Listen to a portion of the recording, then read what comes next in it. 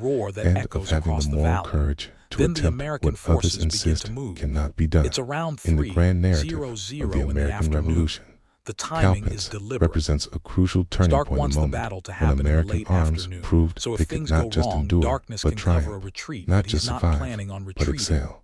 The It was a flanking battle columns that head out changed into the the entire woods, course making their of the way war, through the forest to fought get by into citizen position. soldiers They have led to by move commanders quietly. who Can't let the Hessians hear understood them that coming. sometimes the The most front attack force brilliant moves forward strategy along is the the one road, that breaks visible all to the enemy, meant to be conventional seen. rules